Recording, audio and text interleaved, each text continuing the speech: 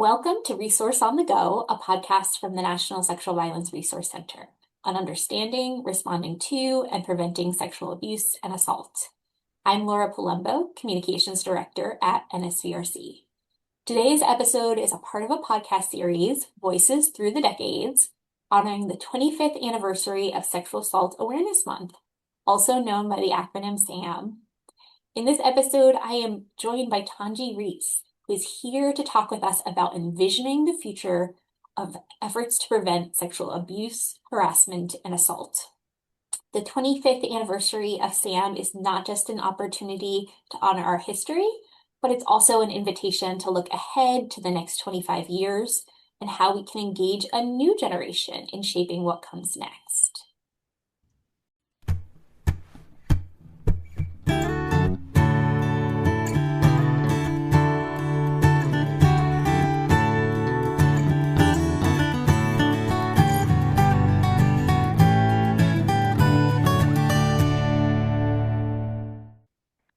Tonjie is a Detroit native, creative preventionist, and a founder of 1124, which is a program dedicated to reimagining gender-based violence prevention through a lens of liberation and community. 1124 focuses on youth education and capacity building for adults and explores topics like healthy relationships, consent, media literacy, and community building. Welcome, Tonjie. Hi, thank you so much for having me. It is great to have you here. So thank you for taking the time to speak with us and help us as we look back on the history of SAM and look forward to the next era of prevention. I thought you brought a really cool perspective to this conversation as someone who has many years of experience as a prevention practitioner, but also as someone who got an early start in this work as a young person and peer educator. To start us out, could you just tell listeners a little more about your background and how it has shaped the work that you're doing today? Yeah, so what you shared is I started off as a peer educator when I was in high school. The truth is I was a theater kid and I got the opportunity to participate in a traveling play about relationship abuse and sexual abuse through that theater program and through my acting class. And so at the time I wasn't there because I wanted to do prevention work or peer education work. I really just wanted to be an actor and I wanted to participate in the program. And so fortunately I was able to do that and I learned so much from it. And a lot of that came from like where I am now, right? Like having conversations, being able to explore and engage with other, like with young people around prevention education has shaped that. But it also has given me room for flexibility. So a big part of like theater is improv and being able to think on your feet. And so I think that also has helped me too, because for a while when I was doing prevention education in the community, we had a presentation. I knew it by heart. Like I was able to say it in my sleep. But what really helped me was being able to answer questions, being able to change things if I needed to, and just knowing that sometimes you do have to go off script a little bit. And I had to learn how to be okay with that. And was there a particular moment or experience that solidified for you as you were getting your start that this work was going to be a big part of your life? Yeah, there was actually. So after I graduated from high school and went on to college, and in college, I really didn't know what I wanted to do. Like, start off as a nursing major, and I was like, maybe this is not for me. And then I was like a special education major, like, maybe this is not for me. And I landed in behavioral science with a minor in criminal justice. And I needed some more credit, so I took a crimes against women's class. And I was always interested in relationship abuse and sexual violence in general, just learning about it. But that class really just shifted my entire perspective. Like it was probably the only class I got an A in college. I know my peers were around me like, this class is hard. Our teacher was no nonsense. And she really took this work really serious. And so it felt good to just like get an A on the paper and know that I also took it serious. But I also just learned about bell hooks in that class. I learned about missing and murder Indigenous women, and just learned about like just the history of crimes against women in general. And that just shifted a lot for me. And so when I graduated, I was looking for a job, and I at that time was working in a school, and so I knew I wanted to do something in the community. And so I just looked up like community jobs on the job search and ended up finding one as a community educator. And how that interview process worked, they would call you from like this cold call. And so that was my phone interview, was like, do you have some time to talk? And the phone interview was like it was you had to know about domestic violence to do well. Like you had to be like have a good understanding of it. And I was able to answer those questions. And I think that was a time where I was like, well, something is clicking right now. Like something is like sticking with me and it's making me feel like I can really do this. And I think from that time, like I started that job and I learned about prevention. I was like, yeah, this is the work I want to do. That's awesome. Before I get into the deep questions, I wanted to ask if you remember the first SAAM event that you attended or participated in. I love this question. I had to dig a little back to think about what it is. So I can think of two. So one was in college. So we had a program called Rock Against Rape. And so I remember that being a program in college. But my first like really meaningful and engaged participation was Take Back the Night Detroit in 2000, had to be 2011. So I, well, maybe 2012, but it was around that time, 2011, 2012. I was a new prevention educator, and we had a table, and the area where the event was not too far away from where I grew up.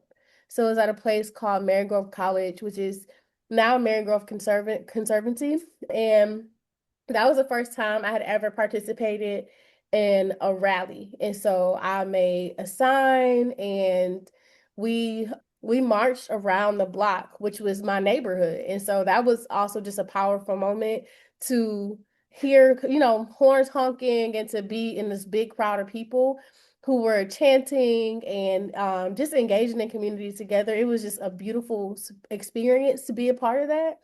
Actually have videos from it because it was Mhm. just like it was just it did something to me to be able to be vocal about it. And for a while, I don't know if other prevention folks have this feeling, or folks who do this work in general have this feeling, but being able to explain to your family and friends about the work that you do, or to be able to talk about it, can be difficult sometimes. And so that was my first time really being in space with other people. And especially like even learning about other like Black-led organizations in Detroit who are doing this work. That was the first time I was able to be there and I felt so comfortable. And then after we came back, it was a party. Like we danced, like it was a big party and celebration.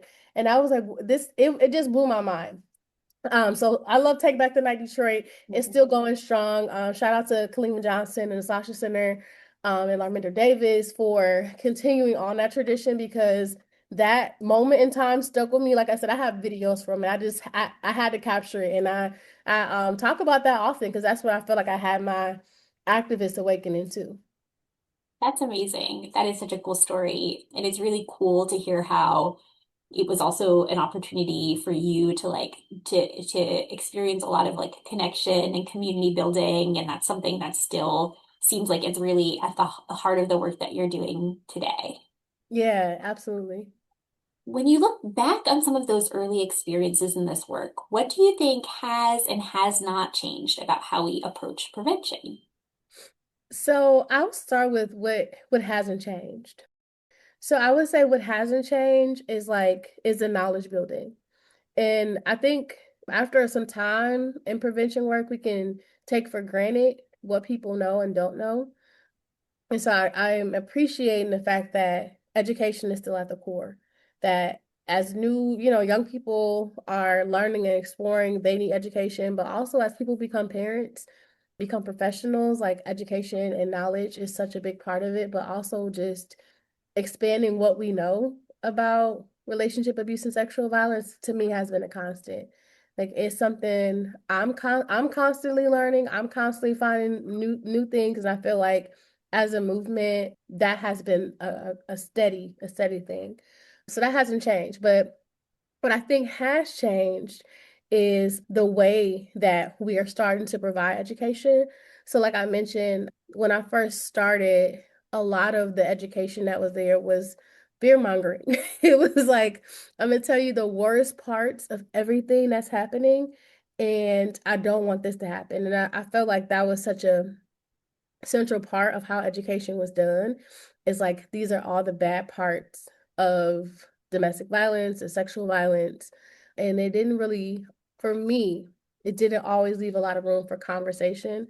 But I think because knowledge is so accessible right now, like if young people wanted to just get the basics about violence, then they can find it, you know. And so what I think has changed is that as preventions, we've had to get creative and had to lean more into nuance. And so standard definitions and understanding and more of those like stock stories about domestic and sexual violence, they don't work the same. And so we do have to get creative. We have to lean into transformational stories. We have to talk about like technology and how that has created a shift. And so I think that to me has been the biggest change is moving away from the stock stories and really leaning into nuance. Yeah, and that makes a lot of sense. And I do think that it's not just like, domestic violence and sexual assault prevention, but that for so long the approach with so many prevention strategies was just to like, scare people out of which is again like this is a behavior that you people don't choose to experience this behavior. So I don't understand, but at this, I can appreciate that the folks were doing kind of the best with what they have, but it's also great to see that we have different tools now and that those different tools are that they're more relatable. And also I think you're making a great point of like young folks today, like there's nothing that, like can really scare or shock them. They have access to all the, all of the information. And so instead of like trying to and in the dark about things, actually like appreciating that they have, they're they are more in the know than we think they are. And so, respecting Mhm. that and making sure that we think about that in how we try and engage folks. Yeah, and I know like other part too, I'm hearing so much more about young people who do want some of those basic like healthy relationship things a lot more. Like they have an understanding of like what is super harmful or what we look at as like again that standard idea about dating violence. But they also just want to know how to talk to each other and how do you make connection with people, how do you approach someone and make them feel comfortable. So it's we always have to be keep our ears open and willing to learn from young people too about what their needs are. Yeah, that's great. And it's a great reminder too that like sometimes what's most helpful is those positive examples of like what you can say when you don't want to disappoint a friend, but you do want to set a boundary. And like that is and I think that those are just also really thoughtful questions. Mhm. There's not like, a cheat sheet for those types of situations. I think like even as adults we have like those are things that, take a lot of thought and experience in navigating. And yeah, and it would make sense that that's a really valuable way that folks can be supporting and mentoring the young people in their life. Yeah. From what I've learned about your work, it seems like you have two primary audiences, one being youth and young people themselves, and the other being caring adults who are seeking to connect with and support youth. And that I find very important because I do feel like a lot of times we're hearing adults and organizations talk about how they want youth to be involved and want youth to come to the table. But I also think sometimes it's really true that those same adults and organizations are getting in the way of youth getting involved and coming to the table. So I'd love to hear you kind of talk about that twofold approach.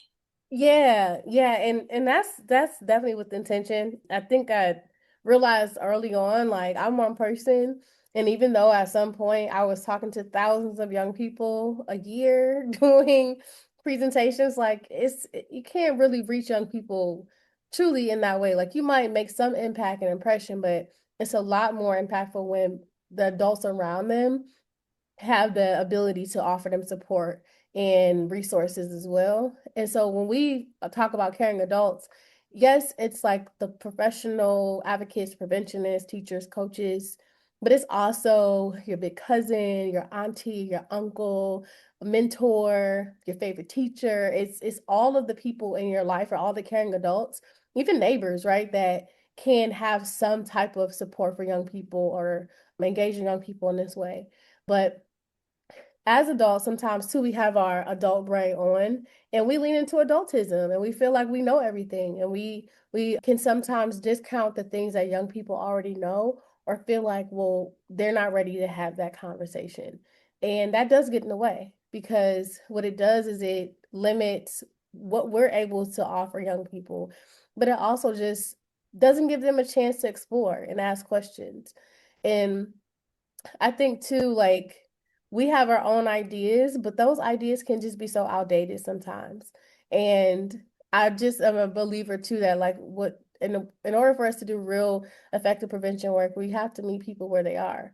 That's a part of like my philosophy around it is like you have to, and I learned this from a young person because just like many preventionists doing youth organizing work, I'm constantly asking like, how do you get other young people involved? Like, I know you're here. What about the people who aren't here? And so I was at a conference and a young person said you have to know like who we are, like just have an understanding about young people and be interested in what who young people are just as people. Like, what are you listening to right now? What do you like to watch? Did you see this thing and be able to be relatable, but also just try to get to know young people. So knowing who they are, knowing where they are.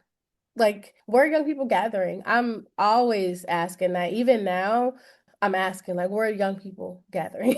Like, where I'm are sure you it's gathering? always changing. Yeah, and it might not be in person, Mhm. it might not be there. It might be online. And so just accepting that you might have to go out that comfort zone. It might be Discord where young people are gathering and then asking like what's important to them and know and being okay asking that question what's important. And so when I asked it like I could go to things my friends like to go to, and so it might mean getting more opinions. It might mean you don't always necessarily agree. It means that you might have to do some troubleshooting, but it's a willingness and it takes time, and that's the true investment, is taking that time.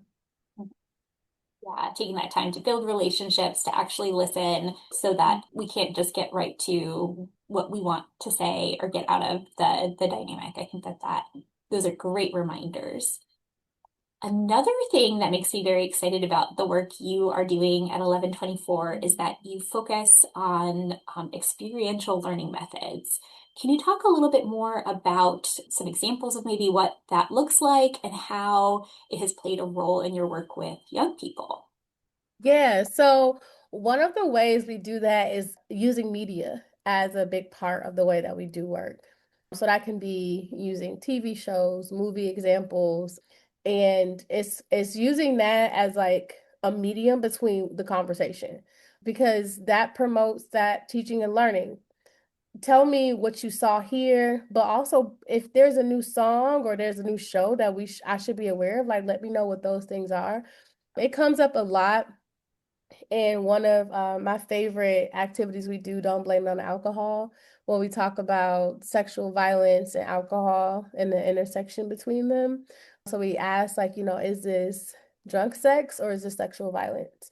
Because again, that nuance is there, and it's a lot different than talking about date rape in the standard ways that has been talked about, because there are still a lot of myths that are around like roofies and all kind of things when really alcohol is the number one date rape drug. And so we listen to music. So I'll play some songs like, have you heard these before? And many times the songs are popular, so they have. And so it creates like an atmosphere of like party culture. Like this is bringing me back to parties, like being out with my friends. And so it creates that space. And so we talk about them and then we analyze and look at lyrics from those songs.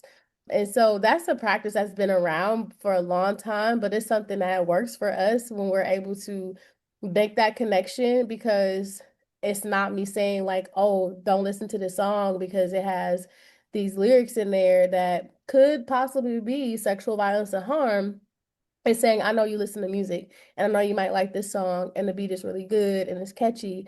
And also how can you be aware and engage in media literacy in order to know like, that's not okay.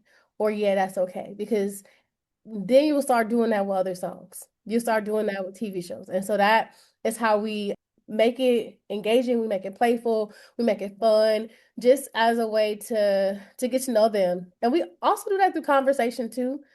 We love to break bread with young people. We like to have meals, and we also just like to engage in conversations. And so we might ask a question that's kind of taboo. We talk about things like faith and consent and how do you navigate your faith and also consent and boundaries when sometimes those messages are conflicting. And so we don't shy away from those hard conversations and those topics that many adults in their life probably aren't talking about with them. And a lot of that comes from like, oh, well, they can't handle it or it's uncomfortable. And it's like, well, what's more important, like your discomfort having this conversation or this young person being able to really talk to you about something that they're trying to navigate by themselves most of the time. Yeah, that is so just really cool to hear more about that approach and that it also sounds like as an approach, it's not just you presenting to the group a fixed lesson. It's them kind of creating the lesson together and then teaching Mhm. each other and so I think, something that even as an adult, I'm like, I would love to go to a workshop like that has that approach, like it's just like I think it works it can be inclusive in a lot of ways, whether it's of like, different age demographics or different learning styles or different communication styles. So that is a really cool way to hear you all are approaching your work. And sometimes I think people assume that young people won't go there with you, but it's rare that we've had like times when they don't engage in conversation. It's something they actually look forward to because they know that they're going to learn something different. And it kind of just, again, it leaves room for people to share their own beliefs because that changes. It really is an intersectional approach to doing prevention work too. So we know that when people come into a space, they're not coming just as we see them on the outside. It's like so many things that can make up who they are as a person, their background, their family dynamics, even down to, employment status. Is so many different things that can impact how they come into the room. And we want to just leave space for that. And so we do that with that open dialogue. And so many like beautiful conversations come out with it. And people like and we do this a lot with college students too, mostly with college students. And they are just a lot more willing to just explore things, but they also support each other. And I think that's the beautiful part too, is seeing them be able to teach each other, but also support and affirm and uplift each other too. What would it look like to build a future where young people are truly leading prevention efforts? Yeah, that future is here. Like I feel like that time is now. And we like should always include young people in leading that. Like they just know. They know what the trends are, they know what's happening with other young people. And I don't want to also shortchange that they are navigating things themselves. And I think as elder preventionists, I guess would be the word, we can support them in that. I working with a lot of peer educators, I often ask like, do you feel pressure to have healthy relationships or do you feel like you have to do everything like perfect because you're in this role? And a lot of times it's yes. And so I imagine a future where young people are leaning into their knowledge and supporting their peers, but they're also not hard on themselves about it. And they know that they also have spaces where they can learn and they feel comfortable in that vulnerability and able to sit in that vulnerability of like, I'm navigating these things too. I'm figuring these things out too. And maybe we can work on this together. So that's what I imagine it looks like because just like you mentioned, like they create the curriculum. And so I would love to see a future in that way where they have the base, knowledge and we're able to offer that. But then how you get there is really up to you all. I love that. And I love also that idea that like we're paying attention to them and what they bring to the table and learning from them and Mhm. seeing that kind of, because I think that that is a piece of I know your work also focuses a lot on intergenerational dialogue, and I do think that that piece of it gets left out a lot is like, it's very natural to appreciate that that older generations can pass along valuable wisdom, but also to understand that like some of what we have had to unlearn or process might not even be on the radar or part of the worldview of other, like that they can bring a different point of view to the table that is not limited by some of the ways that we've been educated or taught or socialized to think. So that is a cool piece of it too. Yeah. And what can organizations and caring adults do to support that kind of youth leadership taking root? Yeah, it's opportunity and space. I think that's the biggest thing is like creating that container, and making that container there. So I mentioned our college-based program. It's called the Clearing Ground, and we partner with student organizations to hold that space and to create that container. And so they're part of the planning process for it. They are part of the facilitation, and many of them have been coming to this space before we created more of that collaborative approach. So they know the shape and the model of it, but how they choose to execute it is solely up to them. And so I think what caring adults and organizations can do is create the container. Just like when we talk about if a young person has experienced something, like how you support them is not being judgmental, letting them know it's not their fault, giving them space to guide the conversation, offering them resources. I think those same things can be used to support youth leadership. And the truth is, many young people that I have worked with in that leadership lane, they are survivors. And so that is the start most of the time, are youth survivors. And the more we create containers for them to process their experiences, to be able to lean in and to teach their peers and show us and tell us like what their needs are, I think we'll have more young people who are willing to to take on that leadership role. Another role I'm in right now, I'm also working with peer educators, and I'm learning that from them too. Like, tell me what you don't like about this. Tell me what you want to change, and being willing to change that. And so they feel empowered because their voices are heard, their input is valued. And I'm also just giving you space. Like, I am here to support you.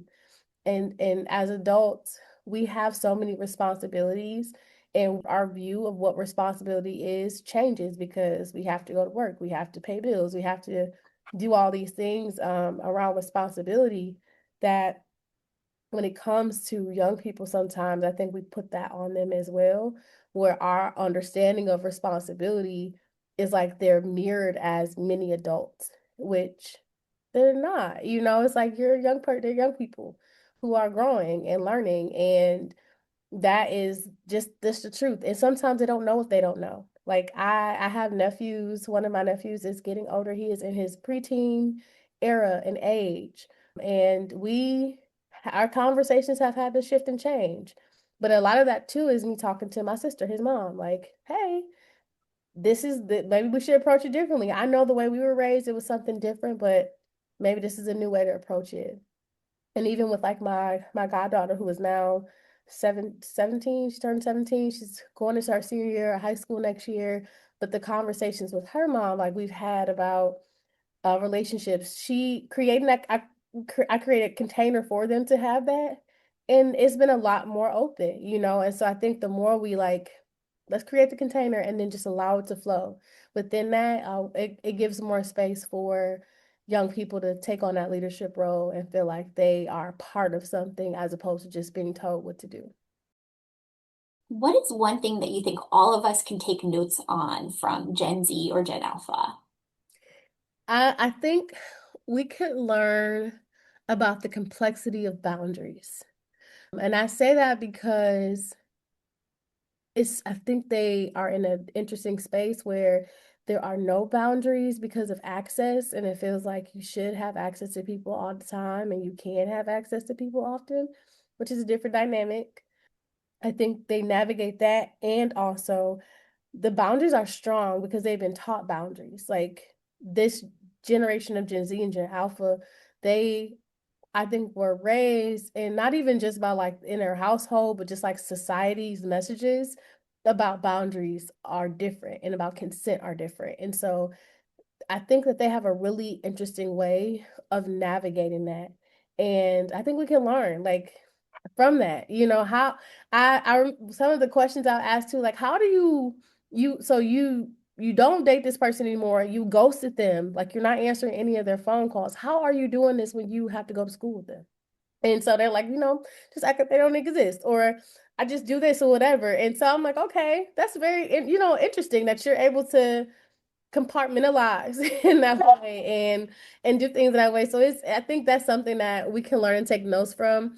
And I think Gen Z and Gen Alpha also, they have a spirit of empathy that is different.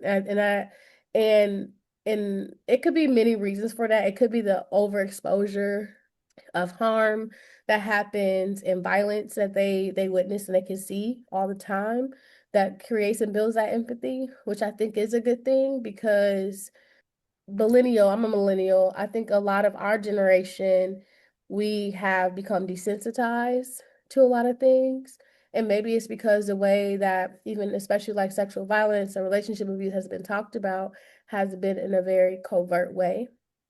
We don't use names for things, or we try to brush it over as like, oh, this thing that happened, or we don't name it as serious as it is. And I think later generations are hearing and knowing the real words for things, and they are getting the, right in your face, like forms of harm that can happen. And I am experiencing seeing so much more empathy with younger generations. If you can imagine the 50th anniversary of SAAM, what do you hope that we're celebrating? Ooh, okay. So, I hope that we are celebrating policies that support survivors who are in college. I hope that there is a like more support. And I'm saying this specifically because a lot of the conversations I've been having and just what I've been thinking about is that intersection between young people who have housing insecurity and have experienced sexual violence, and there's just so little that is there to support young people in that way. And so I'm hoping we're celebrating that that is no longer an issue because there are protections and things that are there to support them. I'm hoping that we're celebrating a global movement, and the fact that that sexual violence prevention is so deeply ingrained in our society and our culture that it's a part of it, it is worthy of a celebration. And I hope that we're also celebrating that is rare, and the fact that it's rare. And I even not thinking, because I think sometimes with Sam, there is a thought of, yes, it's around sexual assault and a sexual assault awareness, but I hope that we also are celebrating that people have better boundaries, that consent is the norm, and that this month is not just about the harm people have experienced, but it's also about a effort to know that this is not okay. That sexual violence is not okay. I love that vision for those cultural shifts.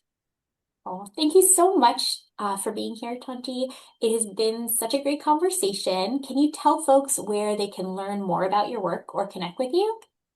Yes, so I'm all over the socials. 1124 is, we're on Instagram underscore at 1124. Well, at underscore 1124 is our Instagram. And then we're also on Facebook in the same way. But the best way is through our website. It's 11-24.org. And that's where you can connect with me or anyone from our team, and also just learn more about our work. Wonderful. Well, thank you so much again for being here.